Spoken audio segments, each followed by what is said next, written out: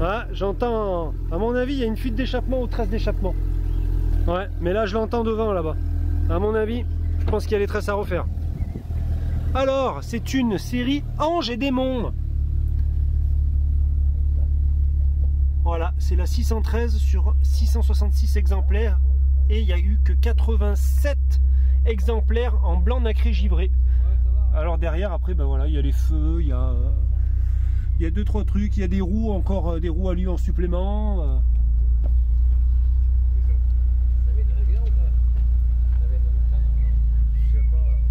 Et elle a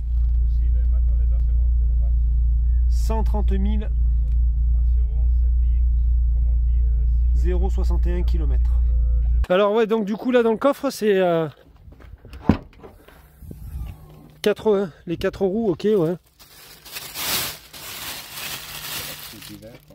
Ouais, c'est les roues hiver. Là dedans c'est les feux arrière, ça, hein. Ouais. Les feux arrière origine. Ouais, exact.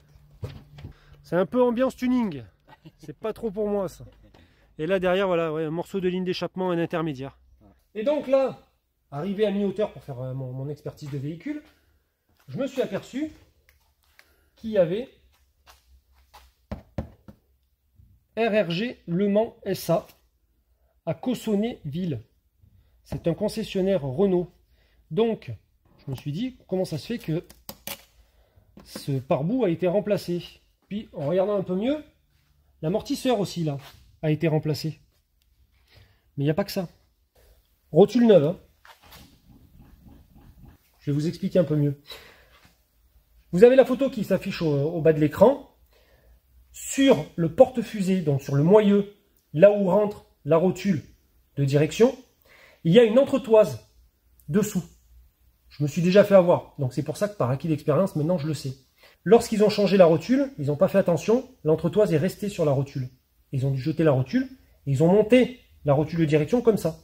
Ils l'ont serrée, pas de jeu. Ils l'ont passé à la géométrie, pas de jeu. Et ensuite de ça, ils ont peut-être roulé 20, 30 ou 40 bornes. Et là, il s'est avéré que forcément, la rotule a commencé à battre dans le porte-fusée. Donc, ça ne l'a pas ovalisé. J'ai regardé ce matin. Mais voilà, je ne peux plus continuer à rouler avec le véhicule comme ça parce que c'est dangereux premièrement. Et deuxièmement, ensuite de ça, je vais détériorer le moyeu là où se fixe la rotule de direction. Fasciné d'automobile depuis mon plus jeune âge, mon hobby, acheter au meilleur prix des véhicules aux 4 coins de l'Europe, voire du monde, pour ensuite les remettre en état et les proposer à la vente. Du véhicule sinistré au véhicule de collection, les surprises ne manquent pas. Le plus compliqué, respecter le budget et tenir les délais. Bienvenue dans Gasoline Auto.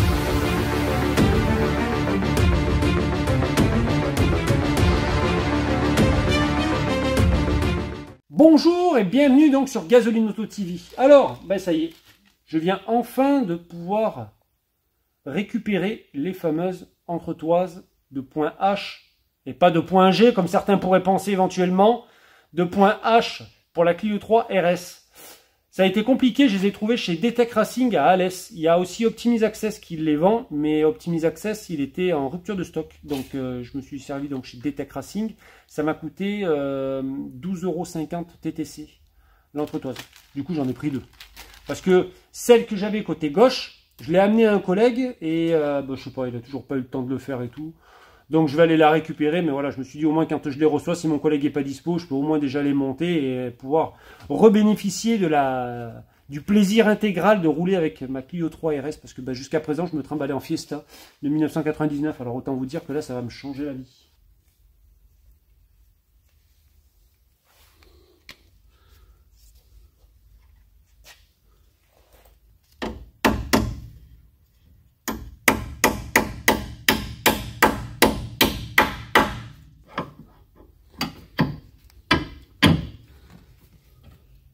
Ah, on va mettre un petit peu de frein filet, je vais vous montrer ce que c'est. Alors ça, en fait, tout simplement, c'est un petit peu comme une colle, parce que ce sont normalement des écrous à usage unique. Donc, vu que j'en ai pas là sous la main, je vais mettre du frein filet. Honnêtement, ça ira très bien, c'est pas le premier que je fais comme ça. Donc du coup, j'ai retrouvé dans ma caverne d'Alibaba un écrou neuf avec le même pas. Donc j'en profite, je vais mettre un écrou neuf. Celui-là, il va dégager. Alors, qu'est-ce que c'est qu'on a de beau là-dedans? Ben, vous vous souvenez, ça c'est l'amortisseur avant gauche. On avait vu que le droit avait déjà été remplacé précédemment parce que tout simplement, le véhicule avait été sinistré. Hein, je l'avais vu sur le quart vertical. Là, on a donc, dans la gêne, il n'y a pas de plaisir. Donc je me suis dit, allez hop, on va faire carrément les 4 amortisseurs. Donc je suis allé chez Renault, j'ai pris aussi donc 4 amortisseurs neufs. J'ai ensuite de ça diagnostiqué lors du contrôle général du véhicule qu'il y avait les disques et plaquettes à l'arrière qui n'étaient pas beaux. Donc du coup, allez hop, chez Renault, on remet de l'origine. Ah bah oui, hein, c'est une Angers-Démon, donc forcément qu'il faut qu'elle reste d'origine. L'huile 540 900 SXR de chez Elf. Ensuite de ça, on a la star des stars du liquide de frein du RBF 660 de chez Motul. Bien entendu qu'on va faire une purge complète de liquide de frein. Et puis, tant qu'à y être, on va faire une vidange de boîte avec de la Motul Gear 300 en 75W90. Et puis, mais c'est pas tout, il y avait aussi donc les adhésifs qui vont sur l'aile arrière parce que tout simplement l'ancien propriétaire les avait enlevés. Donc pour que la voiture soit strictement d'origine, du coup j'ai racheté les adhésifs pour les ailes arrière. Il faut savoir une chose, c'est qu'on est à 100 balles l'adhésif. Hein, donc voilà, ça fait un petit peu cher, mais dans la passion, il n'y a pas de prix. Les capes de frein à main aussi, pareil, tout neuf. Le droit et le gauche. Le joint de carter d'huile. Bah oui, on va faire les coussinets de bielle. Donc forcément derrière, on fait le joint de carter d'huile. Ça, ce sont les soufflets pour les amortisseurs en Kayaba. Ici, là, on a... Je vais vous dire de suite, parce que je m'en souviens plus de tout ce que j'ai commandé. Ah, bah oui, les coupelles d'amortisseurs, forcément. Donc voilà, encore. Le filtre à huile, en Bosch. Les coupelles du haut. La deuxième partie du moins des coupelles. Ça, c'est tout ce qui est les boulons pour les disques derrière, pour les amortisseurs, voilà. Ce sont des plaquettes de frein pour l'arrière. En Renault.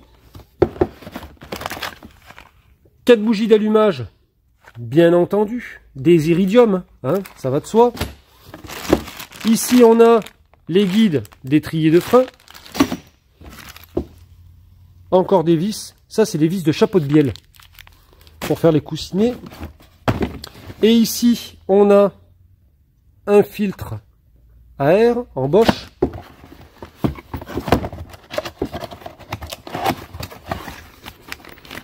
Qu'est-ce que c'est que ça? Biellette de barre stabilisatrice. Un filtre habitacle. Et ça, ça c'est tout simplement, vous voyez, RS Performance. Ce sont les flexibles de frein. Voilà. En Durit Aviation. Alors, du coup, je vous ai pas attendu. J'ai déjà remplacé les amortisseurs. J'en ai fait déjà un tout petit peu. Parce que bon, franchement, les séquences remplacement d'amortisseurs, vidange moteur et tout ça, honnêtement, maintenant c'est du vu et revu. Donc on va essayer de passer un petit peu à d'autres choses bien plus intéressantes et bien plus enrichissantes. Alors, vous vous souvenez qu'il y avait donc cet amortisseur, venez voir un peu, à l'avant droit, qui avait été remplacé suite à un sinistre qu'il y avait eu auparavant sur le véhicule, avec bien entendu la coquille de pare-boue. Alors, une chose, les amortisseurs là-dessus, c'est châssis cup. Châssis cup, on le voit parce que tout simplement, les étriers de frein sont rouges. Et les châssis cup, ils ont des amortisseurs avec la fameuse petite étiquette que vous voyez là, qui est couleur or. Voilà. Donc ça, c'est comme quoi c'est bien un châssis cup. Alors, je vais vous la mettre à 2 mètres de hauteur. Et puis ensuite de ça, on va regarder ensemble les amortisseurs arrière, tout ça. Et ensuite, bien entendu, la phase que tout le monde attend, le remplacement de la ligne d'échappement GT Performance. C'est parti. Voilà donc les amortisseurs arrière. Encore, voilà, châssis sport avec l'étiquette couleur or. Les disques aussi derrière sont neufs. Et les plaquettes, voilà, ça a été fait aussi par la même occasion. Les disques et les plaquettes, c'était, vous l'avez vu précédemment, c'était du Renault. Voilà. Pourquoi est-ce que j'ai mis du Renault? Tiens, d'ailleurs, bonne question. Parce que tout simplement, premièrement, c'est une Angers Démon. Et que j'avais envie de la laisser vraiment full origine. Donc du coup, hormis la ligne d'échappement. Donc du coup, voilà, j'ai essayé de la remettre vraiment dans sa configuration origine avec de la pièce origine. Parce que je me dis que la personne qui va venir l'acheter... Oui, finalement, je sais pas, j'ai pas discuté avec mon père, tout ça, donc s'il y en a qui sont intéressés, il m'en faut 18 000 €. Voilà, tout simplement. Eh bien, on va déballer tout ça. On va regarder un petit peu qu'est-ce que c'est qui nous attend là-dessus. Nous sommes en pleine séance de... Comment c'est qu'ils disent déjà? Unboxing. Bah oui, unboxing, les gars, et quand même... Oh, faut avoir le langage YouTube.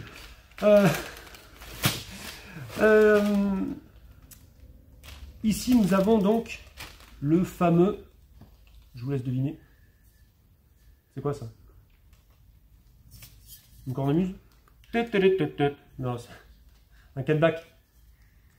Et là, on a le silencieux intermédiaire. Et lui, en fait, normalement, si je dis pas de bêtises, parce que lui, il vient, en gros, tac, elle vient comme ça la ligne. Je vais vous montrer un petit peu comment c'est qu'elle va la ligne. Alors, hop, silencieux, ici. Ensuite de ça, ça et ça, ça vient là, tac, comme ça vient ici, en bout de chaque, vous m'avez compris. Lui, il vient comme ça. Normalement, lui, il vient ici, et lui, il vient comme ça. Voilà.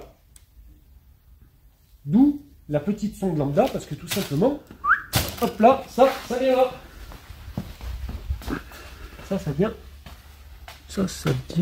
ça vient là, comme ça. Eh ben voilà, regarde, elle est là, la sonde lambda. Hop, voilà. Il vient ici, lui. Donc on va enlever tout ce qu'il y a ici, y compris cela. Voilà. Et on va tout changer. Parce que, je sais pas ce qu'ils ont bricolé. Tu sais, quand tu la démarres, t'entends, c'est cling, cling, cling, cling, cling, cling, de partout. Eh ben, moi, ce que je vous propose, c'est qu'avec Sam, là, on va retrousser les manches, on va monter la ligne, et on vous reprend de suite quand la ligne est montée. Ah, je me suis dit, on va quand même faire un petit comparo avant le montage et après le montage. On va mesurer, j'ai téléchargé une application pour mesurer les décibels du véhicule au ralenti, et ensuite de ça, à mi-régime, à 3000 tours. Et on fera un comparo avec la ligne d'échappement GT Performance, par curiosité tout simplement. Je ne suis pas en coopération avec GT Performance, c'est juste voilà pour vous montrer un petit peu s'il y a un écart ou pas par rapport à celle d'origine, parce que là la voiture est avec la ligne d'échappement d'origine, d'après ce que j'avais pu voir. Allez, on regarde ça de suite. Là on est à 2000 tours par minute.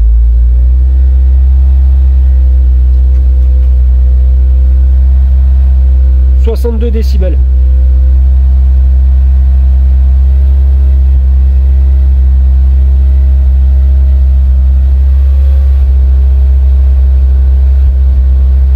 Maintenant, tu la mets à 3000. Ouais, 3000. Ah, c'est chaud, tu viens pas jusqu'à... Vas-y, Ah ouais. à 3000. Vas-y. Et là, on est à 3000 tours.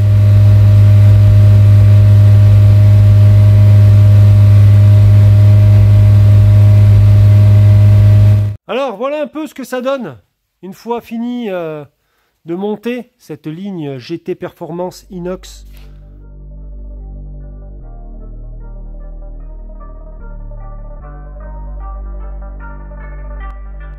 Donc là, voilà, j'ai monté avec la pâte échappement. Là, pareil.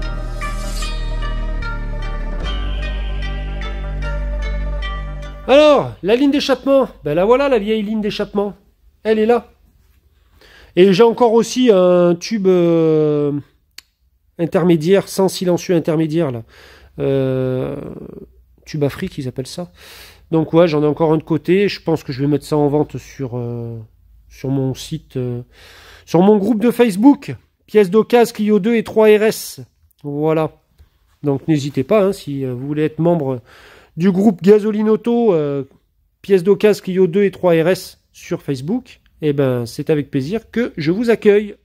Et par contre là on a un souci, on vient de voir. Il y a lui là, voilà, vous l'entendez? Lui il fait du bruit. C'est le Precata. Et ben il est mort. Donc il va falloir certainement ou voir avec Pépinox s'il a le temps de me le faire. Ou alors sinon, il va falloir que je change le collecteur d'échappement. Voilà. À 2000 tours par minute.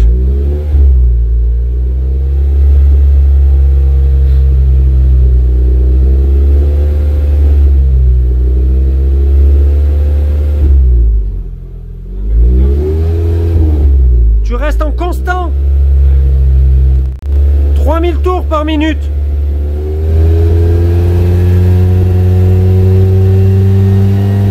Constant.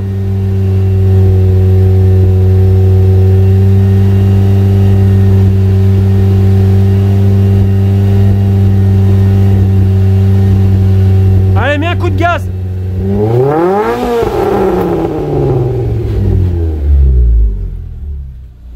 Ah, ça en jette hein, quand même. Franchement, ça fait un putain de bon son. Alors, vous avez pu voir que niveau sonorité, on reste quasiment pareil, sauf que le bruit est quand même bien plus rock quand on commence à monter dans les tours, et franchement bien plus agréable à l'oreille, ça c'est sûr et certain. Autre chose, vous avez pu voir aussi, je vous ai montré le problème du Precata. À mon avis, je pense qu'il y a la céramique dedans qui doit être cassée. D'où le bruit que j'entendais aussi quand je roulais. J'avais l'impression que la ligne était mal serrée à un endroit, mais en fait non, c'est que c'est la céramique qui vibre dans le Precata. Donc pour ça, il n'y a pas 500 solutions. La première, c'est je vois avec Pépinox à orange pour que il me supprime le Precata tout en laissant la sonde lambda sur là où il y avait le Precata auparavant. Sinon, après, l'autre solution, c'est éventuellement de changer le collecteur d'échappement complet. Mais alors là, on part à une histoire, je pense, aux alentours des 500-600 balles pour avoir quelque chose de correct. Sans compter la main d'œuvre, tout ça. Et je crois que Pépinox me le faisait pour 350 ou 400 balles. Donc, bon, avec la main d'œuvre et tout. Prochaine vidéo. Prochaine vidéo sur partie esthétique. On va changer donc les phares qui sont neufs, qui sont là-bas, que j'ai reçus. J'ai pas mal bataillé pour arriver à les trouver en adaptable. Pour vous dire, j'ai payé 130 ou 140 € le phare, alors que sur eBay, j'arrivais pas à les trouver moins cher que 250 et quelques euros. Donc quasiment moitié prix que sur eBay. Régler aussi, ah oui, le problème d'ajustage qu'il y avait là, avec parce que la voiture avait déjà tapé auparavant. Je pense que là, à mon avis, ils n'ont pas ajusté correctement l'aile et tout. Il va falloir régler tout ça correctement. Le pare-choc là pareil, voir pourquoi il va pas, il se plaque pas en continu et pourquoi il baille. J'ai acheté 4 jantes.